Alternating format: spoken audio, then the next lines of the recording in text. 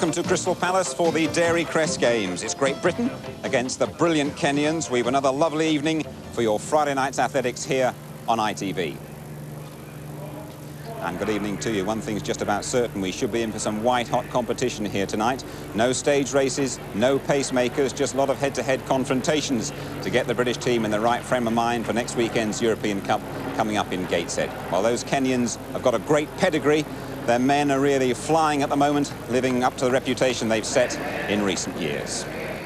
Kip Keino was the man who first showed Kenya's athletic potential. His front running took him to 1,500 metres gold in Mexico in 1968. After that, Henry Rono was the long-distance star, but this man, Mike Boyt, was quite brilliant at 1,500 and 800 metres. Boycotts hit the Kenyans hard. They missed Montreal in 1976 and Moscow in 1980. What an impact they made on the Olympic family in Seoul last year. It was Paul Ereng who started it all, taking the 800 metres gold that seemed a formality for the likes of Saidai Wita or Steve Cramp. Sensational race.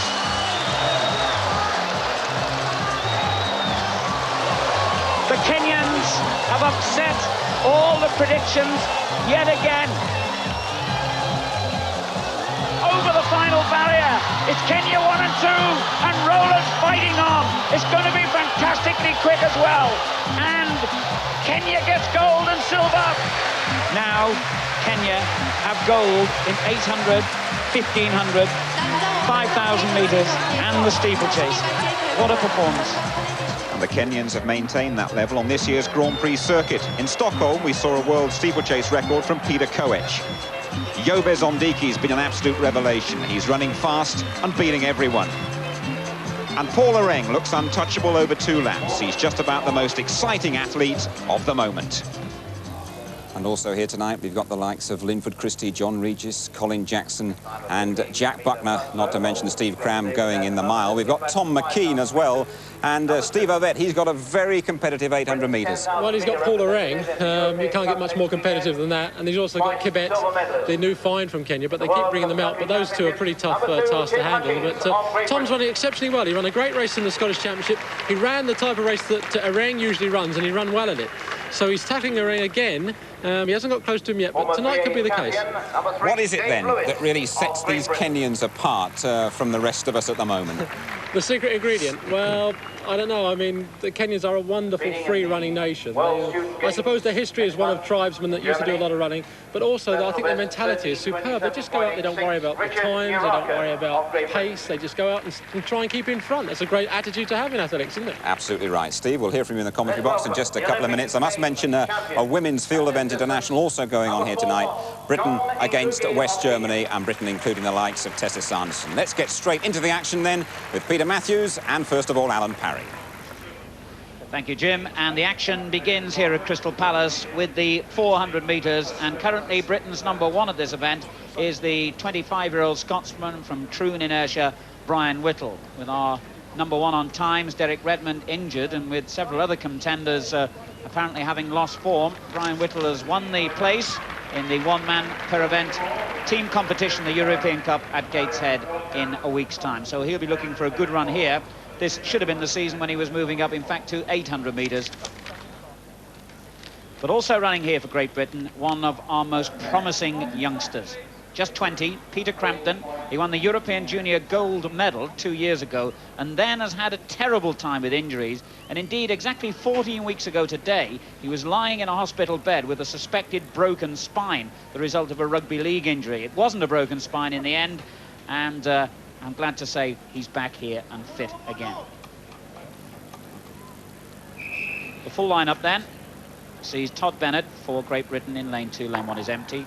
Kip Kemboi, Kenya in 3, Whittle in 4, Kitur of Kenya runs in 5, Crampton, Great Britain in 6, and John Anzra, who I'm told is 35, running for Kenya in lane 7, lane 8 is empty. This, of course, not one of the events in which the Kenyans have much of a reputation. You have to go a long way back to Charles Asante winning 2 Commonwealth Games gold medals in 1970 and 74 to find any real Kenyan successes over 1 lap.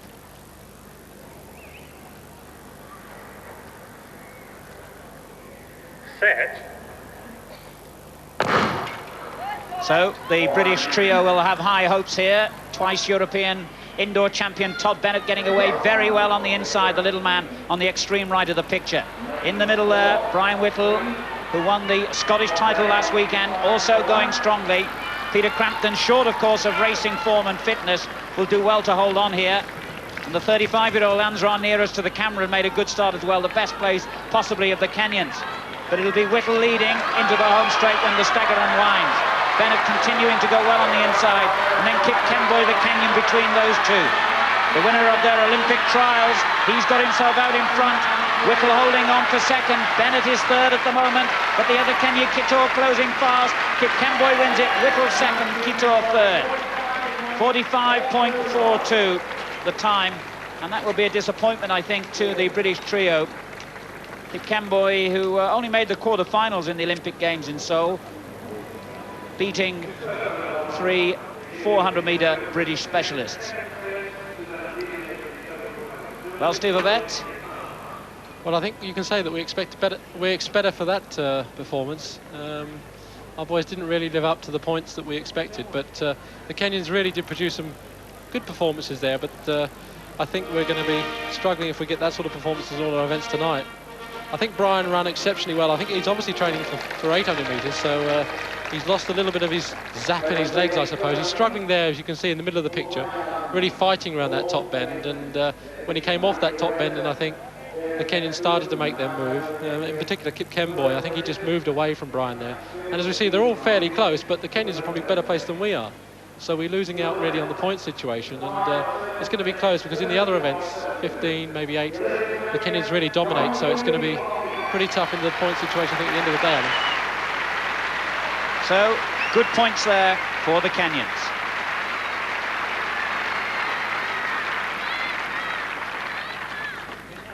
Yes, some good points there for those Kenyans. We're really missing the likes of Roger Black and Derek Redmond, both sadly injured, of course. Another man who's out injured here tonight, but who's going to be running, I'm glad to say, next weekend in Gateshead is Chris Akabusi. Now, Akabusi has a groin injury, so Britain's challenge in the 400-metre hurdles is led by Max Robertson. 5 Kenyans, including 2 guests, line up against the 3 English representatives, or British representatives, in this men's 400-metre hurdles. Paul Ropp, the guest on the inside, then Gideon Yigo, Phil Harris, the Welshman, in lane 3, Simon Kitter in 4, Max Robertson in 5, Barnabas Kinyor in 6, Martin Gillingham, the Southern champion, in lane 7, and on the outside, the Olympic semi-finalist, Joseph Maritim. Max Robertson, I think, might be the favourite here. Although he hasn't broken 50 seconds this year, he's unbeaten by a British athlete. Beat Chris Akabusi on the one time they met, but Akabusi has been chosen for the European Cup, and of course on his very best must be favoured to bring us valuable points in that event. Nonetheless, Max Robertson, a useful competitor, as also is Martin Gillingham. Took part in the Olympic Games in 1984, so now an experienced competitor. Gillingham in lane 7 wears number 1, Max Robertson wears 3, and Phil Harris, who always blazes out fast, goes in lane 3, and he wears number 2. All the Kenyans have broken 50 seconds, though some of them running at high altitude in Nairobi. And it'll be interesting to see how they can translate that form now here in Britain, because this is not one of their better events, but don't let's underrate them. Harry is certainly off to a good start. So too is Max Robertson, who's eaten up the stagger on Kinyor of Kenya outside him. Between the two of them, Simon Kitter, the best Kenyan, is running well, their national champion of 1987. Gillingham has gone past Maritim on the outside, but certainly at 200 metres, it's the 2 Britons, Max Robertson and Phil Harris, in the lead. Gillingham being overtaken perhaps by Maritim, but these are the 2 Britons out in the lead. Martin Gillingham, number 1, Max Robertson, number 3, and on the inside, Phil Harris. A good run here, though, by Max Robertson. Got a good lead as he comes into the home straight. On the inside, Gideon Yigo of Kenya coming up on him. Robertson, Yigo, and Maritim finishing well on the outside as Harris begins to fade, and Gillingham too. But Robertson comes to win from Yigo in second place. And the time, a best for the year. Max will be absolutely delighted by that, 49.60. A really good run there by Max Robertson. He's run just outside 50 seconds on a number of occasions, and now he breaks through just at the right time. He's in good form coming up to the major events. He'll be looking, of course, for England Commonwealth Games selection. And the official time shaded by 100th, the 49.59, and a season's best also for the Welshman Harris in 4th place, 50.94.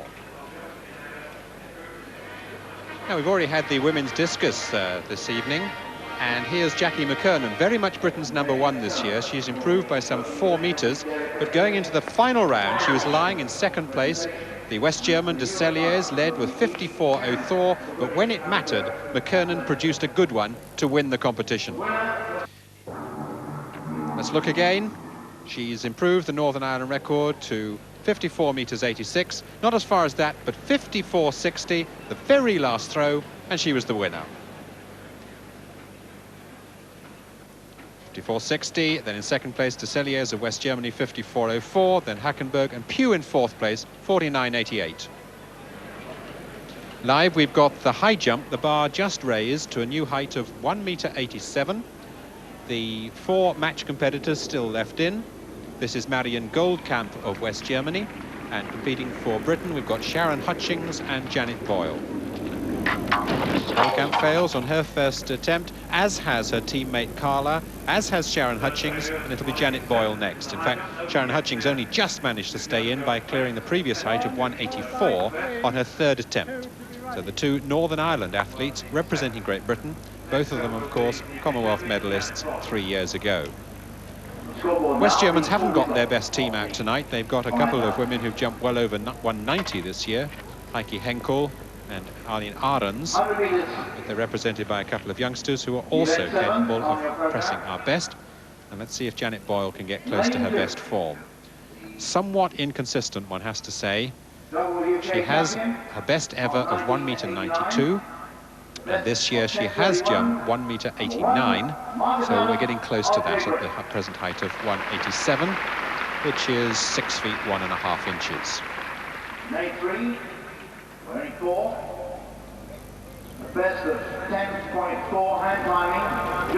First to clear, very good. The bar wobbles, but she's very pleased indeed. Coming into form at last this year, and that bar still trembling, but it's staying on. Janet being very careful to get off the high jump bed without knocking it. Let's look again then. See, a nice clearance here, although certainly hits the bar on the way down. Well, she hit it quite hard, didn't she? But she was lucky. She hit it in the plane of the uprights, and it stays there. So first to clear that height. Back to the track and the 100 metres, and really Britain's top 3 of the season in action in this lineup.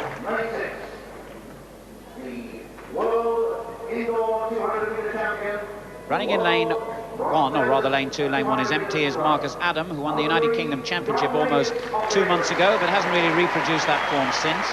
Joseph Magut of Kenya in lane 3. Linford Christie, our #1, of course, the Olympic silver medalist in 4. Kennedy Ondiek of Kenya in lane 5. John Regis, world indoor champion, in lane 6. Japta Keter of Kenya completes the lineup in lane 7. Lane 8 is empty. Linford Christie, Olympic silver medalist, reigning European champion and record holder, has had a strange sort of season, hasn't found his form over 200 metres, but has been consistent in the shorter sprint, having won 5 of his 6 100-metre races in the 1989 year, and will go to the European Cup in Gateshead next week, looking to defend his title in that event. John Regis rounding into some good form, over 200 metres, has only had one 100-metre outing this year, but has twice been runner-up in the 3A's championships behind Linford Christie in the shorter sprint. He went to Seoul in the Olympic Games and had a problem falling out of his blocks when he thought a false start would be called in the qualifying rounds of the Olympic Games. That was a disappointment for him. But at his best, he is one of our best over 100 metres as well. The Kenyans, no tradition, of course, in the sprints. Serafino Anteo won 2 sprint goals for them in the Commonwealth Games back in 1962. Since then, they've had hardly any gold medals at all. An edgy sort of start there. Christie away well, though, and Regis second from the left. And on the inside, Marcus Adam running well. It's going to be Britain's 1, 2 and 3. It's Christie first, Adam second, Regis third. 10.26, the winning time. And that's got to be an encouraging run for Marcus Adam and John Regis behind the expected winner, Linford Christie. And with these 3 guys shaping up for our relay team in the European Cup next week, that's good news all round, Steve Ovett. Yeah, that was a lot better than the 400, wasn't it? And we certainly needed that sort of encouragement of the first three past the post there. But you see, the Kenyans really haven't got any experience of this type of high-class competition, and our boys are clear already, and that's not even at the halfway mark at this stage. But we see that I think Linford is now coming into the sort of shape that we need him for the Europa Cup, in the relay and in the sprints. And it's good to see John Regis. I think, you know, he'll be disappointed there, but I think he needs that sort of sprint before he does the 200 metres in the Europa Cup, and that's a good race for him to get into today, because I think he knew that he was going to be up there with the rest of them, and I think that he needed to get that maybe a little bit of cobwebs out of his legs before he runs in the Europa Cup. But 1, 2 and 3, we can't complain with that, Alan. Certainly an encouraging performance on the right there by number 1, the 21-year-old Marcus Adam, who since his double UK success had looked not quite so impressive. But Linford Christie wins again. 6 out of 7 victories over 100 metres this season. The crowd enjoying a British 1, 2, 3, and that'll help us a lot in the points. And next on the track, we look forward to Jack Buckner leading Britain's challenge in the 3,000 metres against the most successful distance runner in the world this year, Kenya's Yobes Ondiki, after the break.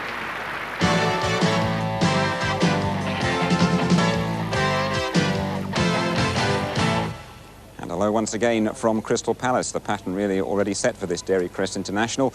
Britain very strong in the sprints, but the Kenyans looking absolutely formidable over the distances. We're with you here on ITV until 9 o'clock, and then we switch for the second hour across to Channel 4. But great competition lined up next weekend, the European Cup in Gateshead. All of Europe's top nations are there. The top 2 qualify for the World Cup in Barcelona in September. Gateshead Stadium's been refurbished. It looks superb, and there's a new 8-lane track as well. Last time in Prague, Linford Christie became the first man to win the sprint double. In Gateshead, he'll be out to confirm his position as Europe's fastest man.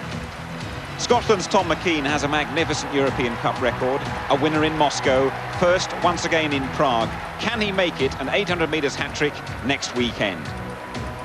Steve Backley, still only 20, must be the favourite in the javelin. And Steve Cram goes in the 1500. Last time he ran against his wishes. The Spaniard Gonzalez beat him. Steve Cram will want a victorious grin in Gateshead. So that's the European Cup final, live only on ITV next weekend. We follow that with a very big meeting in Malmö, Sweden. It includes Cram against Awita. Then the Commonwealth Games trials. Sudden death. First 2 past the post go to New Zealand. And the $1 million meeting from Zurich. 1.5 hours live on Channel 4. Straight back to the action here, the women's high jump. We've seen Tim Hutchins going in the men's 5,000 metres. Now his wife Sharon goes over the bar.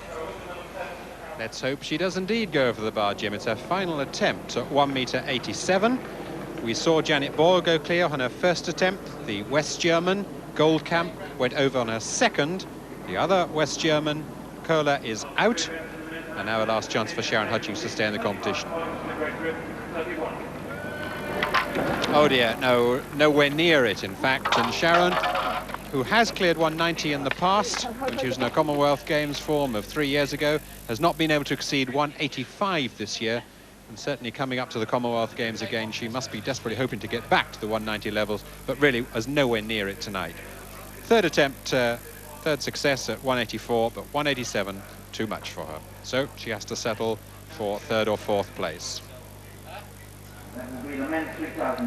Well, so Sharon out, Kohler also out, but the bar now raised to 1.89 meters. And here's Sharon's teammate, Janet Boyle, just about to take her first attempt. Clean sheet so far, first time clearances, those little zeros there on the top right, at each of the heights tonight. 189, 6 feet, 2.5 inches. Janet Boyle, age 26. Our number 2, Jane Barnettson, has got the selection for Gateshead, having cleared 191 in the IAC meeting. Janet Boyle will certainly be wanting to prove that she can get back to being Britain's number 1, and she'll need this sort of height with regularity. She's the reigning women's 3As and UK champion, 12th in the Olympic Games, and she was the bronze medalist at the Commonwealth Games in Edinburgh in 1986. Also for Great Britain, wearing 2, runner-up in the United Kingdom Championships. 2 more attempts then left for Janet. of Great Britain. She's got to persuade herself as much as anything else that she can clear this height. It will equal the best that she has done this year, which she cleared in the international match at Birmingham. But she's been a little inconsistent since then. But next on the track will be one of the races that I know we're looking forward to most, Alan. That'll be the 3,000 metres. Yes, indeed, and not least for the appearance of Jack Buckner, our reigning European champion #1 there, wearing #3, Mark Rowland, who won the Olympic bronze medal in the steeplechase in Seoul a year ago. And they, along with Adrian Passy, form a very strong British trio. But they're up against the man who has really been the sensation of the season as far as the Kenyans are concerned. He'll be wearing #6. Can't quite see him out there on the track at the moment. There he is now, just moving into the picture. #6, just shaking hands with his teammate, and that is Yobes Ondiki. Now, ironically, he was one of the few Kenyans who didn't run particularly well in Seoul. He got to the final of the 5,000 metres, but he had a bit of a flu bug at the time and didn't run up to form, finished 12th. But since then, this year, he really has rewritten the form book. He has been the leading man over a series of distances and very much the man to beat in this lineup.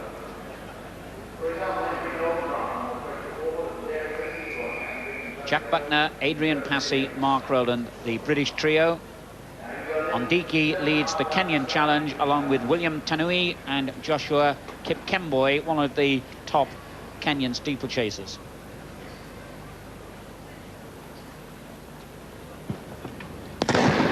Seven and a half laps of the track then, and an interesting tactical battle in prospect here, I'm sure. Ondiki, the man who leads the Commonwealth rankings. Indeed, looking at the present Commonwealth rankings, incredibly, the Kenyans are top of the world at the moment in 800, 1500, 5,000, 10,000 metres and steeplechase, underlying the kind of challenge they're likely to present next January in Auckland. Tanui has gone into the lead here, and the Kenyans running in a team formation with Tanui first, Ondiki second, Kipkemboi third. And really a supreme test here, Steve Ovett, for Britain's challengers. Well, you're seeing the format, obviously, of the race straight away here. The three Kenyans up front, hard rhythm all the way, and our boys really, all they've got to do, I know it's not an easy task, but all they've really got to do is just try and hang in there, because I think our boys have all got sprints, we know that, but the Kenyans have got the strength at the moment, especially on Ondiki #6 there. But it's going to be a tough race, because if Tanui, well, having said that, Tanui's easing the pace off and letting Ondiki take it up, but if they decided to take a lap each, then they're obviously wanting a fast pace. But I would have thought that at one stage it would have been a bit slower, and Ondiki would have took it up with 2 or 3 laps to go. And in fact, the first pace was pretty respectable, 62 seconds. Well, at 62 seconds, Ondiki has decided that even that's a little bit too slow for him, and he's starting to push the pace on. He's really pulled, 10 yards away from the rest of the field, and he's really cutting out a searing pace. Our boys are really going to have to work hard to keep up with this boy at the moment. And Ondiki in the lead, and he's just in fact past the high jump bar. We'll just keep an eye out for Janet Boyle, about to take her third attempt at 189. And of course she starts from out on the track, and she's just seen all the runners go past. But Ondiki certainly coming up now to the 800-metre point, 2 minutes 1.24. It means a 59-second second lap. Well, he means business, doesn't he? And he's, I think, thrown the gauntlet down, not only to the British boys, but to the rest of the Kenyans. They've decided that they don't want any of that either, and they've sort of drifted back into the rest of the pack. He's really searing around at the moment. I think he's had a bit of a break. He hasn't raced so much, but... And just getting in before they come back again, Janet Boyle. Oh, that was a very narrow failure. That was her third failure. She had a second one just as the 3,000 was underway, and Goldkamp as West Germany has gone clear, so Boyle second, as Ondiki has just passed the 1,000-metre point in 2 minutes 31.15, and that is getting very close to world record pace. Well, he's on world record pace, Peter, and as I said, that at this sort of performance that he's putting at the moment, it just shows he's had a bit of a break. I think he's missed the rest of the European circuit for about a week, and he's come back with a vengeance by the looks of things, Alan. He's a remarkably metronomic runner, isn't he? He seems to be able to settle very quickly into a very fast rhythm and style. And we saw with Marcus O'Sullivan here a couple of weeks ago, a man as a known 1,500-metre specialist who we thought would overtake him, but without any apparent acceleration, Ondiki just blew O'Sullivan away on that occasion. He doesn't particularly look as if he's moving fast, but you only have to see the times he can set and the distances he creates between himself and other world-class athletes to realise that his style is deceptive. I wonder at the moment whether he's actually in the sort of shape for the pace he's running. I know it sounds strange, but in the races that he's run in the past, he's actually slowed down over the last 3 laps because he's run at such a pace. And I don't know, tonight he's got the men behind him that if he does that again, we could see that someone like Jack Buckner or even Mark Rowlands could actually tack him back over the last 2 or 3 laps. But he really is setting a searing pace, as I said earlier, and he's keeping this rhythm going now. 27, been studying business administration at Albuquerque University in the United States. Not all of the great Kenyan runners have attended American colleges, but a good portion of them have. And there's another 61-second lap, Peter. Well, yes, we have seen him, particularly in Nice, I remember, when he ran 60-second, 61-second laps, needed a couple of 60s at the end and faded badly. And that's what he needed for the world record. He's on almost the same sort of schedule here. The question is, as Steve has already raised, really whether he will fade over the last few laps. But if he could raise his pace, he could still get very close to that world record, which is really one of the great world records of all time. It stood since Henry Rono, 1978, 11 years ago, 7:32.1, that world record. And that's the time which, well, we shouldn't expect world records. They happen rarely. They are wonderful bonuses when they come. But here is a man who just might get it one of these days. It was interesting to see that as we went through the 3 laps to go marker, Jack Buckner decided that he was going to go out and give chase, because up until that point there was a bit of indifference from our boys back there. But Jack's really stretching out now, and he's holding on Dickey, if not closing on him. Yes, there they are, moving down the back straight now. Ondiki well in the lead, but Jack Buckner leading the British trio. Rowland just behind him, and then Adrian Passy just behind him, a man who's had a pretty remarkable indoor career. He's beaten Jack Buckner and Seb Coe indoors before now, Passy, and was runner-up in the 5,000 metres of the United Kingdom Championships this year. And Ondiki went through 2 kilometres in 5 minutes 4.14, and the British are nearly 5 seconds down, 5 minutes 9.1, and I'll be fascinated to see how much they can close that gap. Under 2 laps to go for the leader, Yobes Ondiki of Kenya, and then 3 British athletes in the next 3 places. Buckner, Rowland and Passy, and then a long way back to the next Kenyan. So once again, it's been virtually a solo race against the clock by Ondiki.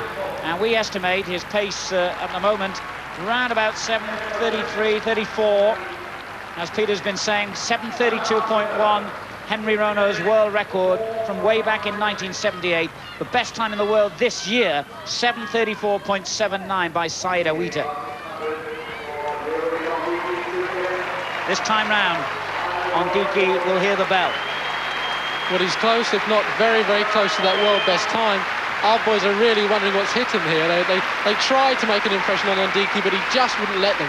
When they started to pull back, he actually accelerated and took that extra 4 or 5 yards. There's the bell.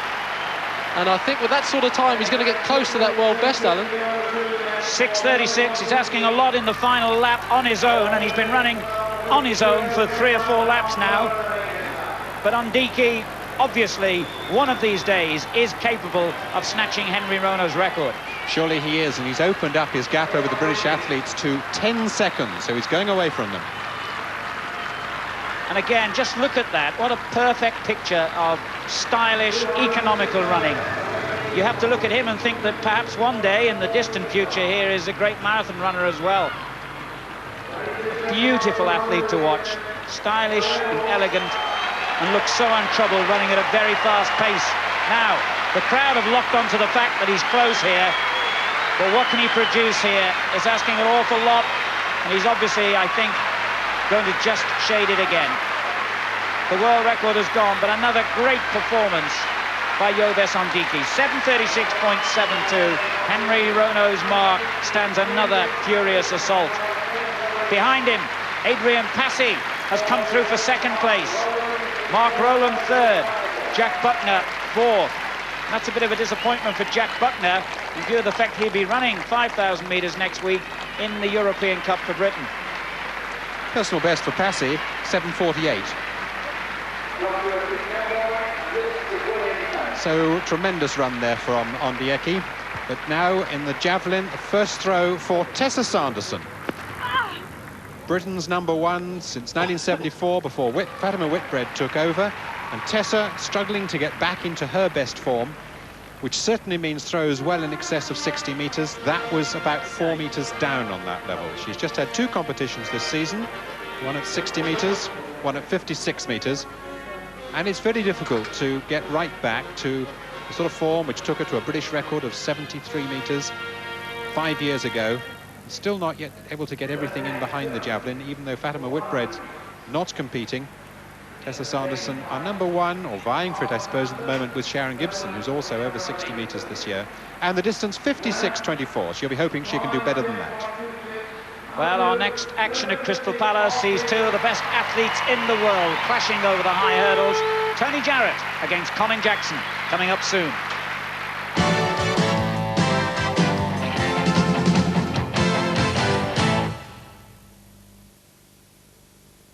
You know how the British are terribly reticent, hate boasting? Well, that's rubbish. When you buy a new Metro or Maestro Clubman, shove it down people's throats. Look, I've got a new Clubman, and you haven't they? And I've got a free sunroof, and I've got a free stereo, and I've got a free wee badge. Pity it's not a big badge, really. But the best bit, and this'll really get in their wick, when you park outside the house, leave the price ticket still on it.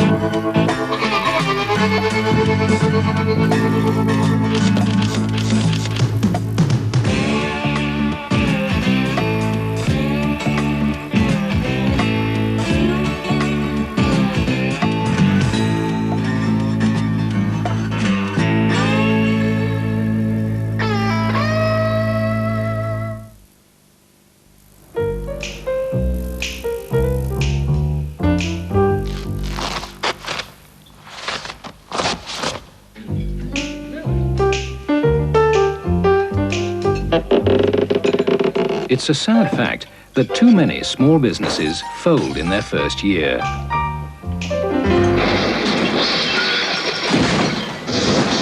So if you're starting a new business, pop into NatWest and talk to our small business advisor. You'll find one in every high street branch. Today, NatWest helps start up more small businesses than any other bank. Get off to a good start with NatWest, the Action Bank. Avoid the negatives of photography. Come to Boots for positively everything you'll need to get the perfect print.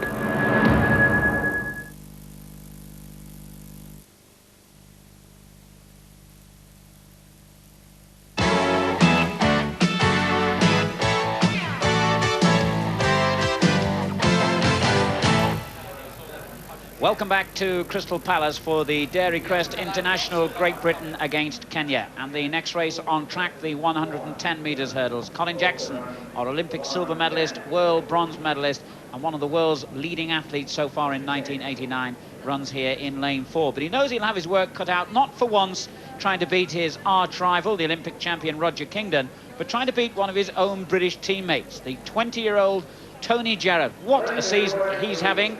13.31 personal best here as runner-up to Jackson a couple of weeks ago, and Jarrett himself beat Kingdon in that race, and arguably at the moment is number 3 in the world.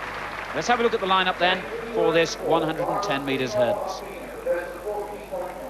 Nigel Walker, the Welshman, runs for Britain in lane 2. Lane 1 is empty. Barnabas Kinyor of Kenya in lane 3. Colin Jackson, Great Britain, lane 4. Joseph Maritim, Kenya, lane 5. He's already run the 400 metres hurdles.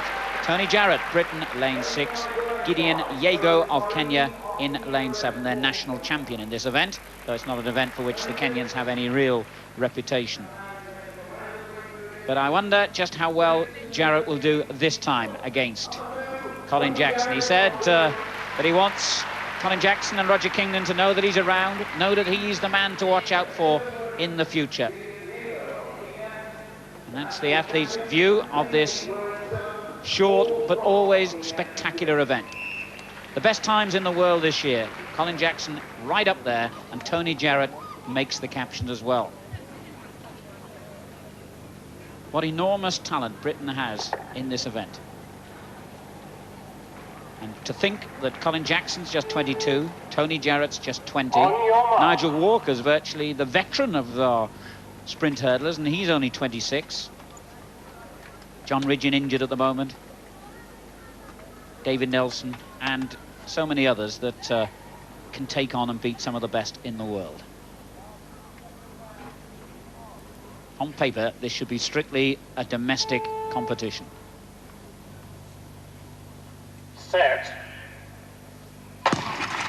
Jackson really sprinted away from the blocks, but so did Jarrett, going well too. And Walker. It's Britain's in the first 3 places, and Jackson looking supreme, clearing the hurdles with style and speed between them. And Jackson wins it in 13.20. Jarrett second, Walker third. Well, he's had very few hiccups this season, Colin Jackson, very few. And look at the congratulations from the Kenyans, who recognise an athlete that is supreme at his event. Smashing pictures. The Kenyans may be dominating anything over 800 metres this season, but they know that they've got a long, long way to go to try and match what talent Britain has here, Steve, in this event.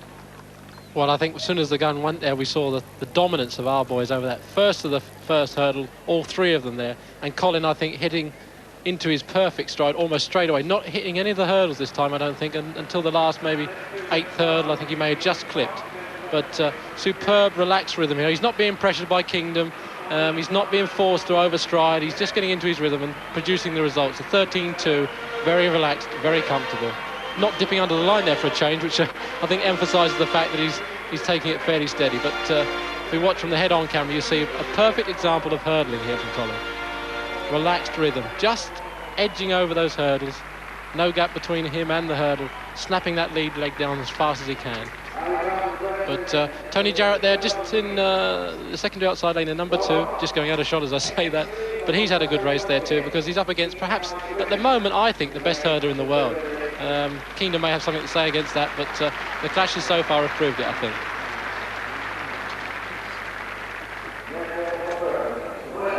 Yes, that's brilliant stuff from Colin Jackson, and I think the world's #1 position will just about be decided when he meets Roger Kingdon in Zurich next month. Well, let's just take a look at the match score in this Dairy Crest International. Coming up for you now, the latest score.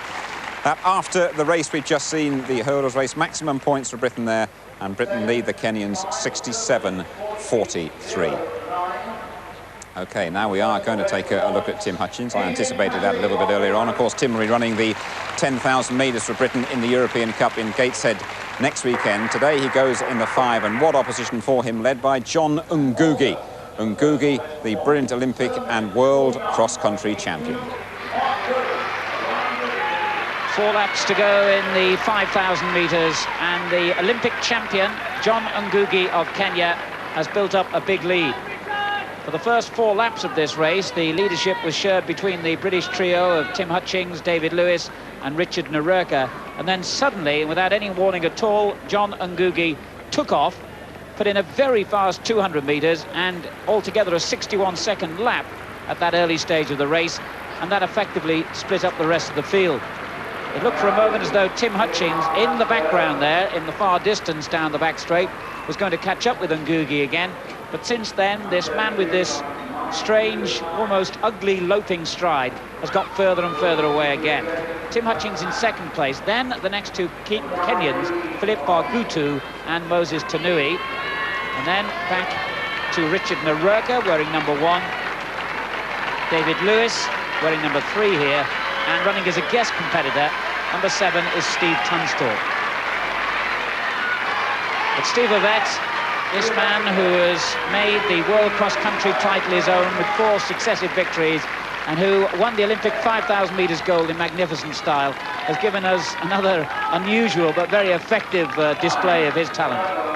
Well, he's starting off the track season almost very poorly by Kenyan standards. I think out of the first 4 races he dropped out twice, and then the rest of the time it was a token effort. He didn't really go with any pace, but throughout the whole of the season I've been watching him very closely, and almost every race has been getting better in terms of performance and with time. And his last race abroad he ran 13:14 for a 5,000 metres, which was 2 or 3 days ago, and you can see by tonight's performance he really is getting himself in superb shape.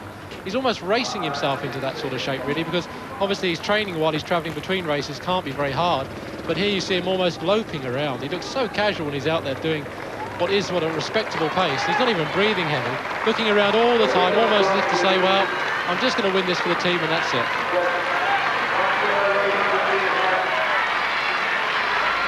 Coming up to 2 laps to go then for the 5,000 metres, and the Olympic champion John Ngugi well out in front. A long way back to Tim Hutchings in 2nd place, then Philippe Bargutu is 3rd, Moses Tanui 4th, and even further back down the track is Richard Nareka in 5th place. David Lewis 6th, and the guest runner Steve Tunstall just overtaking him, in fact, but they're virtually half the length of the track behind this incredible 27-year-old member of the Kikuyu tribe, who lives north of Nairobi, some 5,000 feet above sea level, and admits that he loves running. Trains 3 times a day. He's a member of the Kenyan Army, and he also helps his mother on the family farm. He used to run 6 miles to school and 6 miles back every day as a youngster, and like so many of the great Kenyan stars, has literally seemingly been born to run. 1 lap to go then. The crowd reacting because they feel that Tim Hutchings, who's putting in a spirited effort, still some 50 metres or so down, is beginning to catch the Olympic champion, Steve. Well, he is. He's actually gaining almost by the yard, but I don't know whether that's because Ngugi is slowing down so much because of his casual approach to the sport, or whether it's because he's tiring. I don't know, but Tim is definitely coming on strong. With only 300 metres to go, he's really clawing back the lead, but it's still 25, maybe 30 yards on it. Tim Hutchings, who finished in the silver medal position behind Ngugi in this winter's World Cross Country Championships. He'll be running in Gateshead next week in the European Cup for Britain over 10,000 metres, and this has been a splendid run by him, even though he is, I'm sure, going to have to settle for 2nd place. I'm not even sure, yes, he is now, and Ngugi is aware of Hutchings' presence, and that's given him the little extra impetus he needed. Hutchings is putting in a storming finish behind him, though, but too late and not quite enough. And Ngugi wins it then in 13:17, a very good time. Hutchings 2nd, that's going to be a good time for Tim as well. And then back in 3rd place is Philippe Bargutu. So it's Kenya 1 and 3. And indeed, with Moses Tanui, the next man, Kenyans 3 of the first 4 places. The winner, John Ngugi, the Olympic champion. Ngugi's winning time was 13:7.72, and a good time too for Hutchings, 13:20.95. The other 2 Britons rather behind. Kip Kemboy won the men's 400 metres easily, but Whittle was close to his season's best, and a season's best also over Crampton. He's coming back. A British 1-2-3 there in the men's 100 metres, 10.26 for Linford Christie, ahead of Marcus Adam and John Regis. And that wonderful run by Ondiki, 7:36.72, the personal best for Passy, 7:48.09, ahead of Rowland and Buckner. Next on the track, one of the great races of the night. Indeed, I've got a feeling it could be one of the great races of the season. The Olympic champion Paul Ereng leads the challengers over 800 metres. But what a lineup. The Kenyans strong as ever, but for Britain here, Tom McKean is our main man. And Tom McKean, who is in magnificent form and front run a brilliant time to win the Scottish title a week ago. Kiprotich, an Olympic finalist as well. Kibet, the youngster, he's about 24, we reckon, who's been challenging some of the best in the world already this year. Eakin Billy and Steve Hurd completing the lineup for the British trio. But if Tom McKean, Steve Ovek, runs as hard from the front as he did a week ago, well, we could see some race here. Well, this is going to be a real test for Tom tonight. Ereng is on the inside of him, looking at Tom, glancing at him, knowing that he's got a man to beat. And Tom really has got to get out there, run as hard as he can for 400 metres and just hang on to this guy, because coming down the home straight, I would really love to see Tom challenge Ereng down the last 100 metres. Tom McKean, the Scot, in great form. On your mark. Paul Ereng in world-beating form. Should be a real race, this. It'll be hard and fast right from the start, I'm sure of that. Ereng has attacked Seb Coe's world record more than once this season. Maybe the weather conditions won't be right for him to do that tonight, but certainly the competition will. But Ereng has made absolutely sure that he is in pole position. Number 4, Paul Ereng leads then. Robert Kibet, the youngster, number 5, just losing out to Tom McKean as they broke from their lanes for second place. So it's Ereng, McKean, Kibet, then Hurd of Great Britain in 4.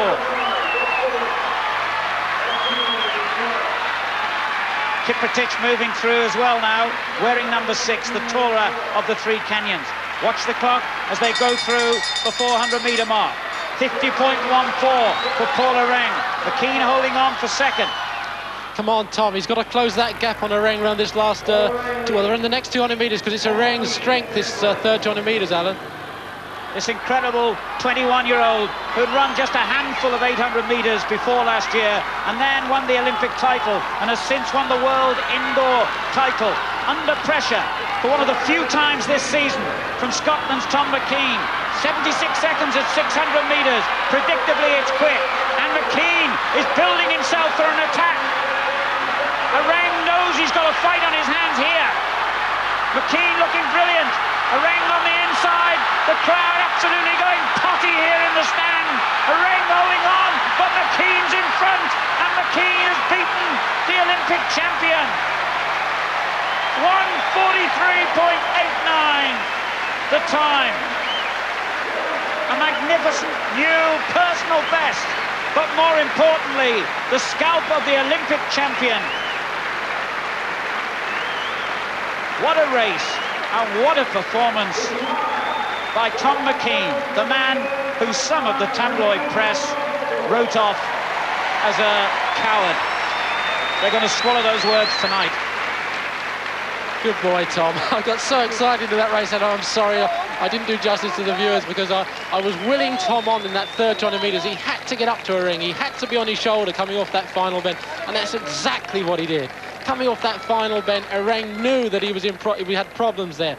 Tom is looking really confident here. Ereng, give him justice. He actually ran all the race from the word go, so he's obviously tiring. But Tom came here to beat this man, and that's exactly what he did over this last 100 metres.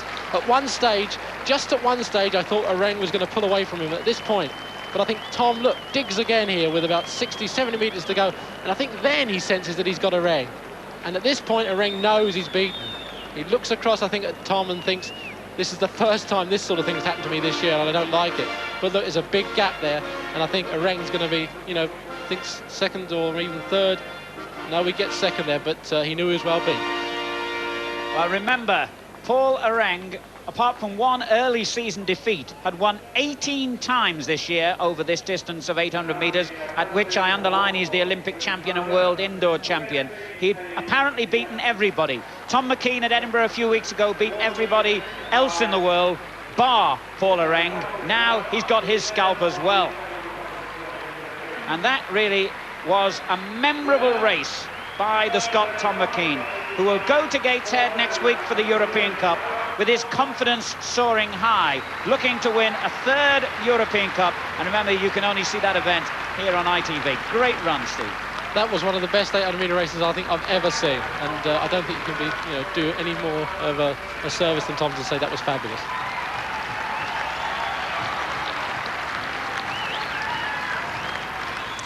Brilliant effort from Tommy McKean. We'll talk to him during the second half of these Dairy Crest games when we switch to Channel 4 in a few minutes' time. Now we're going to talk, though, to Mark Rowland. I mean, Tom McKean there, he's going to be running for Britain next weekend in the European Cup. Mark, you're not running, and you've had a lot of criticism for not representing your country next weekend. Yeah, I've been very disappointed with the way I've been criticised, and the same with Eamon. I've stated all year that this year I wanted to aim for the 5,000 and to try and get into the Commonwealth team at 5,000. Main objective being, the main aim, ever since Seoul, was to prepare us in what I felt fit to do as well as I can in the European Championships next year. And that being the case, I wanted to prepare this year at running 5s and getting the background in and preparing in the way that I feel best. That's Eamon Martin, of course, who you're talking about there. Another athlete, John Regis, has had a real go at you this week, hasn't he? Yeah, I'm very disappointed in his attitude, really. I can't quite understand it. I mean, I would never criticise another athlete in public. I can't see why he's done it. I'm just really disappointed in his attitude. I mean, I wouldn't tell any athlete how to prepare for a major championship. I wouldn't go around telling John what he should do and what he shouldn't do. Surely it's my choice to do what I feel best. But do you, in any sense, feel unpatriotic? Do you feel you're letting Britain down? No, I'm a very patriotic, and I feel a bit upset, really, because I've got a lot of pride, and I really enjoy running for Britain. I'm in the British Crest again tonight. I've always run for Britain whenever asked. This is about my 3rd time this year. Last year I prepared in what I felt best to run for Great Britain in the Seoul Olympics. Doing that, I didn't race all over the continent last year so that I could to run as well as possible in Seoul. Mark, I think you've made your case there. I've got to stop you. Thanks for joining us. OK, we're going to be moving to Channel 4 very shortly. Before we go, let's just check the match score. The latest score around about the halfway stage, and Britain going so well after 7 of the 12 events. Britain 85, Kenya on 69. It's half-time then here at Crystal Palace. What a finale we've had. Switch over to Channel 4 for the climax of these Dairy Crest games. The place still buzzing, all about Tom McKean. Bye-bye for now.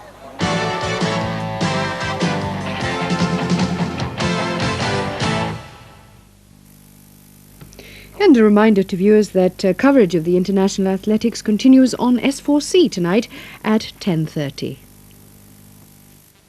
100 metres in the Commonwealth Games trials in a couple of weeks' time.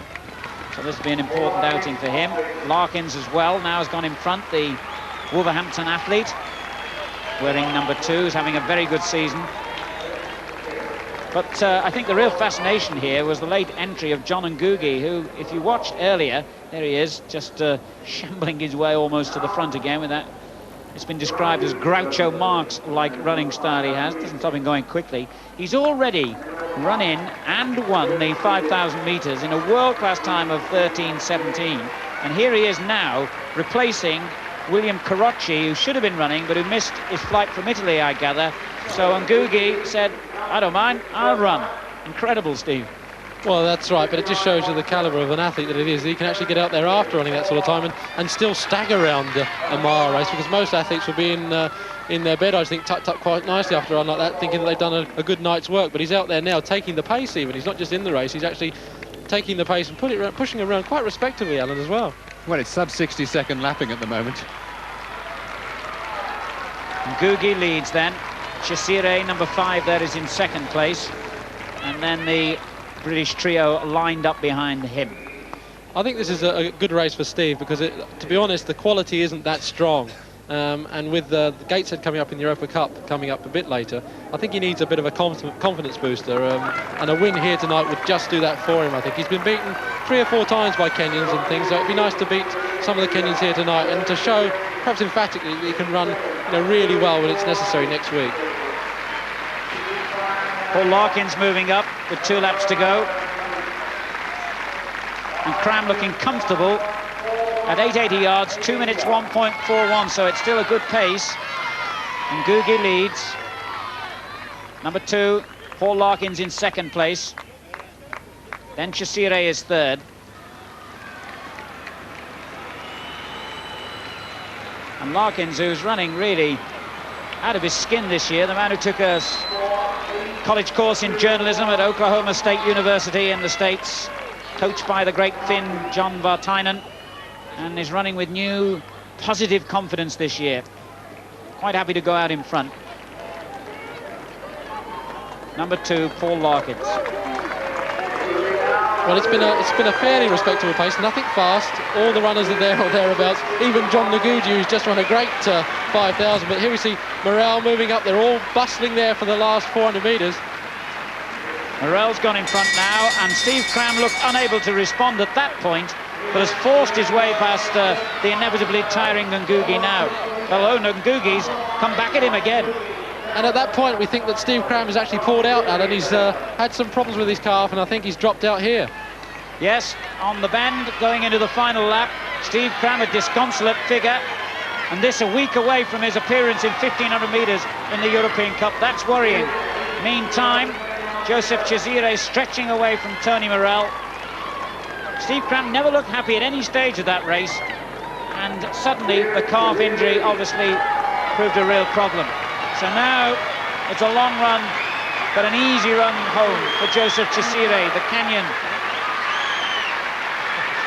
4 times Kenyan 1,500 metre champion, and an impressive sprint finish brings him home in front. He wins it. Tony Morel second, Paul Larkins third, and Ngugi incredibly was fourth. The winning time 3:54.80. But the real story of that race, not the man on the track at the moment, but the man already there on the infield, Steve Cram. Steve Ovett, what do you make of that? Well, it's disappointing, isn't it? Especially with the Europa Cup coming up. I don't know. It's difficult to say. Steve's been running, obviously, with the problem for some time now. He's just told us that he won't be running next week, definitely now, and that's fairly understandable. But I think with this sort of problem, he may be out for the rest of the season. I don't think you can pull out for a week and come back the following week. I think he's had this for some time. He's going to have to look at it and think about the rest of his season from now on. It was just as we're seeing them now coming down the home straight for the penultimate time. There's the bell coming up here. You can see Steve Cram running uneasily here. As Morel went past him, he tried to respond, and he had a problem. He had to move out wide.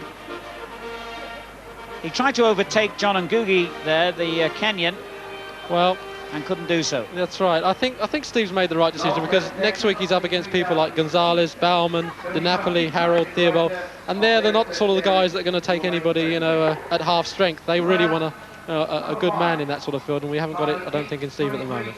Well, that's certainly worrying for Steve, and what a shame in what's been a fairly traumatic period in his life. I'm sure he'll be explaining to us down there at trackside later exactly what went wrong. Lots more action to come here. Stay with us for more action from these Dairy Crest Games.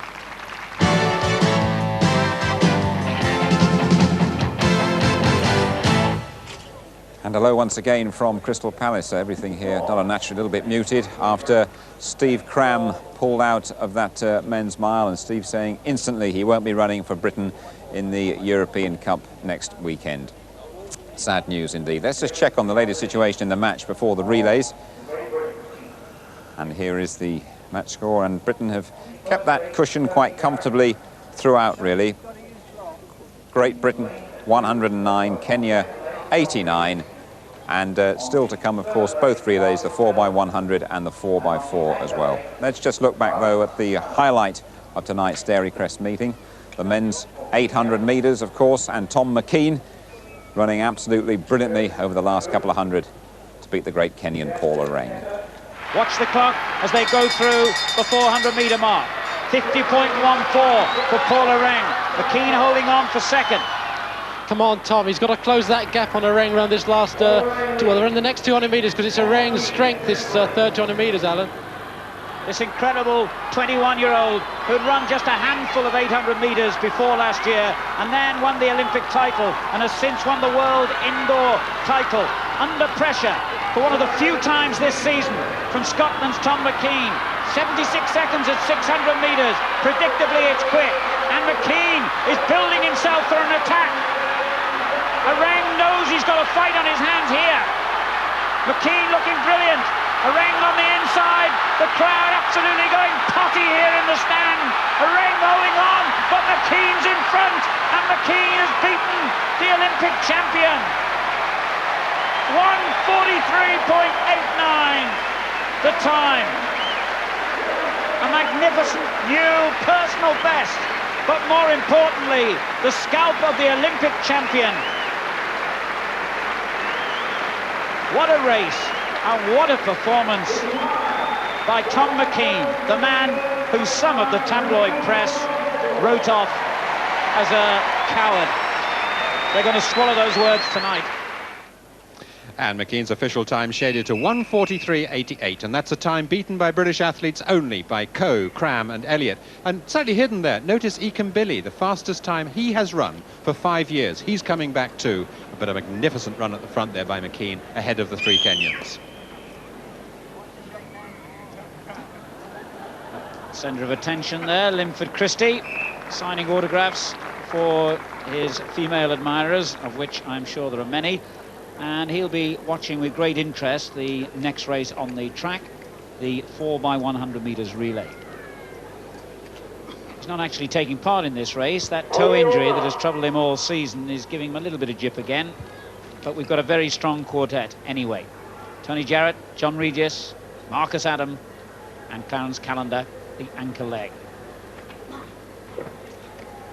And really, this is a great opportunity. Maybe not the team, I'm pretty sure it won't be the team that runs next weekend, but still a good opportunity for some swift baton changing and good practice for our relay team. Jarrett, the hurdler, who's already run brilliantly tonight, finished second to Colin Jackson, takes off. And a smooth enough change to John Regis. Regis powering down the back straight, the crowd excited to see him overtaking the Kenyans outside him. Marcus Adam takes over, having finished first in the 100 metres, or sorry, second in the 100 metres and first in the 200 tonight. And Callender, the man who anchored our Commonwealth Games team for England back in Edinburgh, will anchor us to success here tonight. England win it, or Britain, although it was virtually an English team, by a long way from the Kenyans. Callender anchors home the British quartet to our expected victory. And incidentally, you may have heard me say during that race about Marcus Adam having won the 200 metres. First of all, we had a result saying that they'd tied, him and John Regis, but since then the verdict has been given to Marcus Adam, although he and Regis had exactly the same time, 20.64. And here is Marcus Adam. Steve about to take the baton from John Regis. Yes, it wasn't a great changeover, and luckily the competition wasn't that strong to take advantage of that. But what I think we should do more often is see the quartet that we're going to use all the time running as much as they can on the track. And unfortunately, with people like Linford out of those quartets, we're not really getting the chance to do as much baton changing or as much practice as we like at international competition level, and I think that's very important. But that's the way of the world, I'm afraid, at international athletics. We can't get the quartet together as much as we'd like. And when we do get them together, it's probably only on the occasion that shows their weaknesses up in baton changing. But having said that, we got the maximum points tonight, and I think the quartet deserve, as much praise as they can. Yes, and certainly the second and third legs there, Regis and Adam, will be in the European Cup for us. Steve Cram, thanks very much indeed for, well, limping over and sitting down with me at trackside. We haven't done too many of these sitting down, have we? But I would think you must be thinking now, should I have come here at all tonight? Because it hasn't been right all week, has it? Yeah, well, I've taken gambles in the past, and they've usually paid off. And this was a big gamble coming tonight. Europa Cup was next week, and I knew the way the car's been. I've missed training, I've missed races. And without getting something under my belt tonight, the next week was going to be really difficult. So I figured the risk was worth taking by coming here. But and in the past 2-3 races, the calf has just got tight, and I thought, well, at least I'll get, at the worst, I'll get through the race and I'll know whether the car's tight or not the day after. But unfortunately tonight I've pulled it all together, which obviously means I won't be able to run next week, and unlikely now to possibly run the rest of the season. I just want you to have a little look at the crucial moment again, Steve. It's probably a particularly harsh memory now, but the first couple of laps you seemed to go okay, and it tightened up and then went very suddenly, didn't it? It had actually gone probably a little bit before here, about the top of the home straight as we were coming to the bell, and I desperately tried to keep going, and it was just, I was already limping by now, and it was just stupid. It was pointless going on, and I was just going to do more damage every step I took on it. Yeah, well, like you said, the first 2 laps were so slow that I wasn't feeling it, and I thought, oh great, I finally got rid of it. And I then started to concentrate on the race, because obviously I've been worrying about it all week and worrying about it warming up, and first 2 laps I thought, oh great, I'm going to get through this, and then start the third lap it just started to tighten up, and further I got round that bend, and then boom, it just suddenly went. Looks as though Steve Crabb will take your place now next weekend for Britain, and I'm sure you'll wish him all the best. But did I understand you correctly there, Steve? You're saying now that's it for this season, are you? Well, I would say that this is quite a serious injury, and having had similar things in the past, it's going to be at least 2 weeks before I'll probably run again. And then you're into the middle of August. It doesn't give you much time to get back. The season finishes in the first 2 weeks of September. So it's obviously a pretty drastic thing to happen at this stage of the year. So I'm pretty despondent about it. I really can't see me getting back before the end of the season, unless it manages to cure itself amazingly quickly, which I doubt. You're going to be a pretty tough individual to live with, I would think, of the next month or so, because I know you were looking forward to putting things right in 1989, in particular things that went wrong in Olympic year. Well, I just can't believe how the last 3 or 4 weeks have gone. The start of the season went so well. I trained really hard and was in really good shape, and the first 2-3 races, the 5k, Jarrow, and even the 3k going against Ondieki, and then the race in Birmingham, the 3:35, was all going so well, and then this started. And once again, that slippery slope. I've been struggling now with this for a month, and it's just been getting gradually worse and worse. I had a week off after Belfast. I thought, right, let's take a week off. I've got a little bit of time before the Europa Cup. It just didn't happen, As I said, a gamble which I took this time and hasn't paid off, unfortunately. You're not a medical man, I know, Steve, but might we be talking surgery here now, do you feel? Because it's an injury that seems to have worried you a lot in the past and has really, gone bang tonight, isn't it? Well, I was saying, at home and while I've been here over the last couple of days that I was just hoping to get through tonight, get through the Europa Cup and the trials, and if it was still bothering me, knock it on the head and see if anything needed doing, because then I would have time to get ready for the Commonwealth Games in January.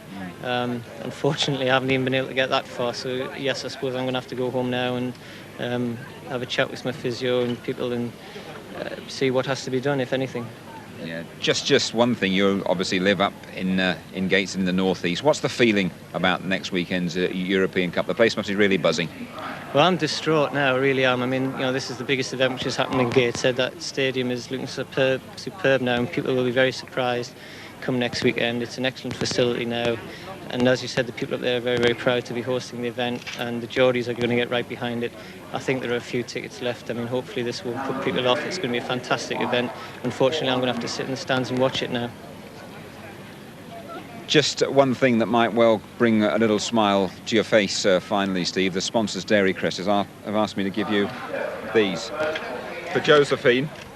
And we're led to believe she's got long legs and blonde hair, and a pair of shorts, a pair of running shorts, and let's hope she's bouncing around over the next couple of years running those. How's she doing, by the way? She's doing great. I guess I've gone from the height of happiness to the depths of depression in about a week, but at least going home to her is going to help get over this, I suppose. Thank you very much. Absolutely right. Let's get on to the final event of the evening, the 4x400 relay. Thanks, Steve. Cheers.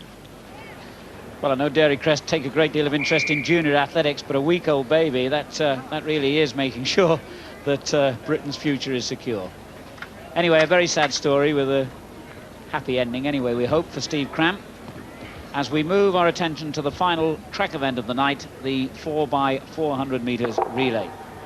Handshakes from Peter Crampton, the Yorkshireman. And doesn't he just look a Yorkshireman as well?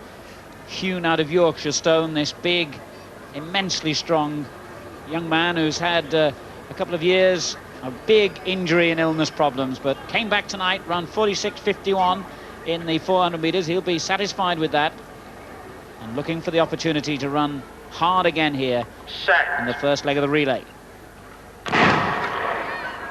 Up against him, Samson Kitter, who raced him in the individual 400 as well. The full British foursome here is Crampton, Paul Sanders, Todd Bennett and Brian Whittle. Crampton, we know, as a European junior champion, has shown the potential early in his career to carry on Britain's recent great tradition over one lap. And if he can overcome these injury problems, this is a man for the future.